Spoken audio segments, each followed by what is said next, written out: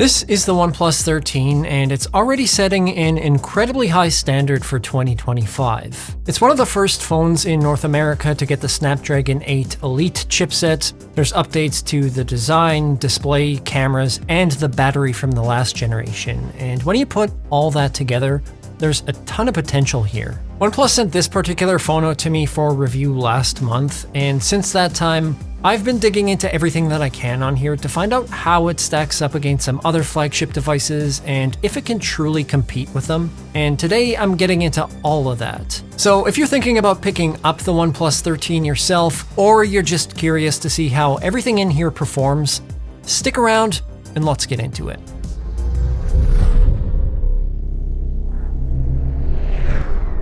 Hey everyone, Kyle Erickson here. Last year I reviewed a couple of different OnePlus products on the channel, but nothing that I would say was really trying to compete with flagship devices. But regardless, I actually like those products quite a bit.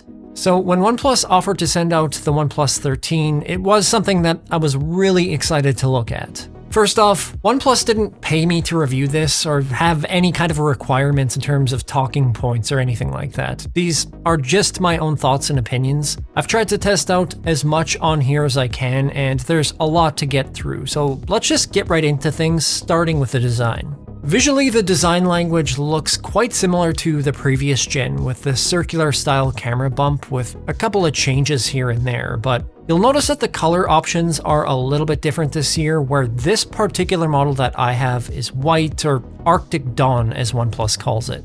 It's got kind of a speckled texture on it that shimmers and almost looks pearlescent, and it doesn't show any fingerprints except along the edges where you've got a glossy aluminum finish, but the combination of the bright metal accents and the white back look fantastic in my opinion. I was a little bit concerned that the glossy aluminum would scratch up easily, but it's actually held up quite well, and OnePlus has tried to make this a little bit more durable, with the 13 having an IP69 rating. What that means is, unlike a lot of IP68 rated phones that are only water resistant to continuous immersion, usually up to 1.5 meters or so, an IP69 rating includes protection from high pressure or high temperature water jets. So the example that I was given is potentially putting your OnePlus 13 in a dishwasher, or say if you left it in your pants and it went through the washer, it should still be able to withstand that without damaging the phone. I don't know how likely it is that you're going to come across either of those scenarios, but it's still nice to know that there's an added level of protection there.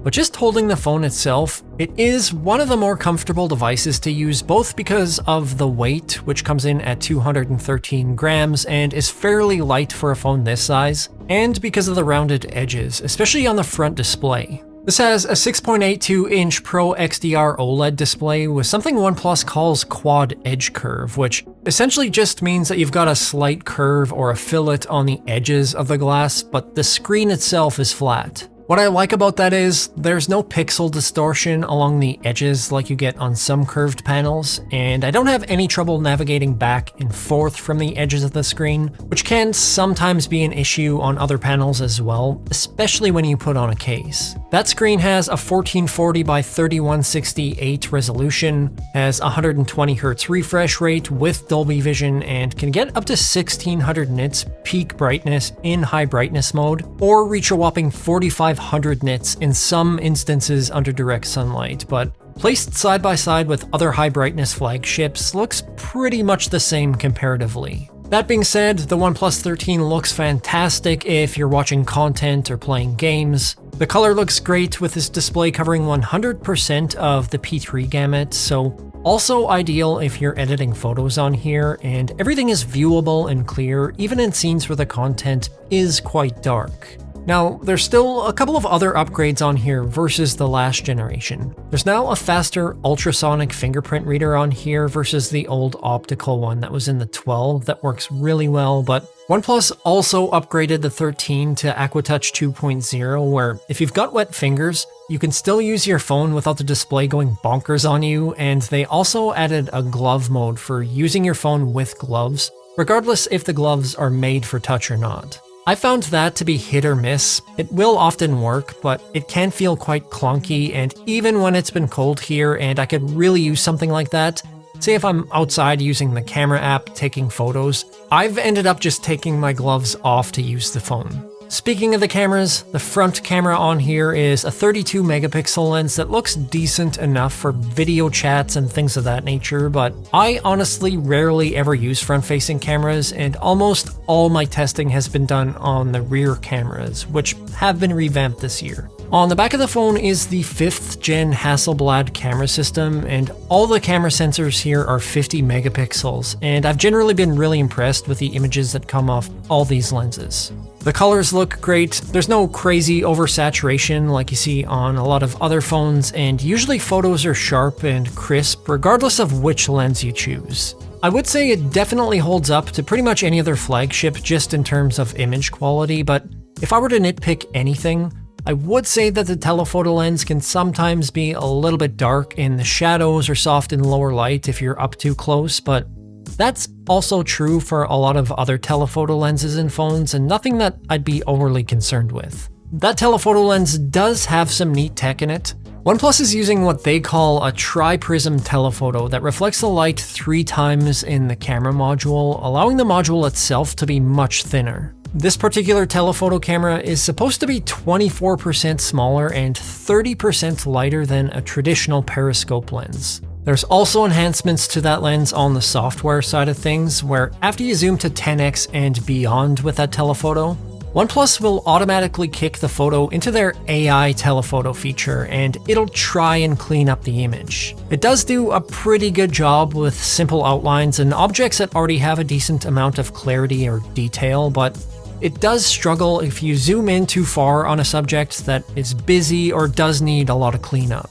On the video side of things, you can record in up to 8K or 4K up to 60 frames per second in Dolby Vision. I think with all the new tech in here, I'd really like to see that at least 120 FPS, and I'd also like to see a 24 FPS option in here, but again, the image looks good and the lens transitions are pretty smooth when zooming in, much cleaner than something like the Pixel 9 Pro, but zooming out produces some weird erratic movement that I'd really like to see get cleaned up.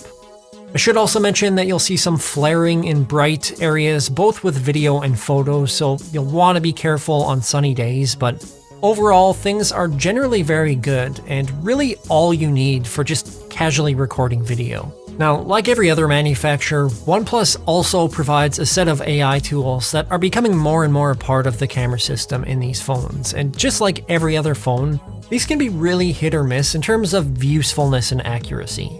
There's AI Detail Boost, AI Unblur, and AI Reflection Eraser effects in the Photos app, where I would say that the Reflection Eraser would probably be the most useful for me personally, and I find generally works the best.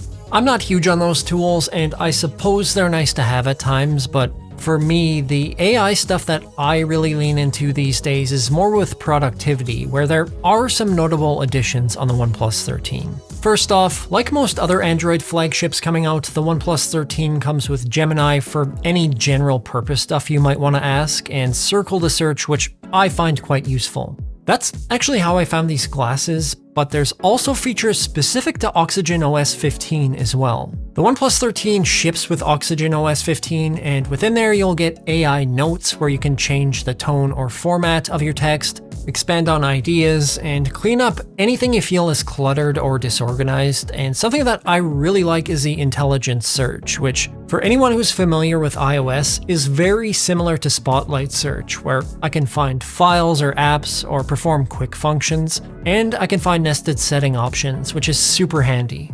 Setting aside AI, Oxygen OS 15 has been very solid for me. It's based on Android 15, so you get the latest and greatest in that regard. It's been super stable, and the only issue that I've had is with a keyboard where on 2 separate occasions it wouldn't accept input, but everything else has felt incredibly smooth between the responsiveness, the high refresh rate, and the haptics, which I think are the best out of any Android phone that I've used. The feedback on the OnePlus 13 feels a lot more natural versus something like the Pixel 9 Pro, which is pretty good in its own right, but the Pixel seems more springy or almost like snapping an elastic band for lack of a better term, and the OnePlus 13 has a better tactile feel that definitely makes things feel a bit more polished. Another huge part of things feeling so smooth is likely due to the internals on this phone. This has the all-new Snapdragon 8 Elite chipset with a model that I have here coming with 16 gigs of RAM and 512 gigs of storage, and is without a doubt the highest performing Android phone that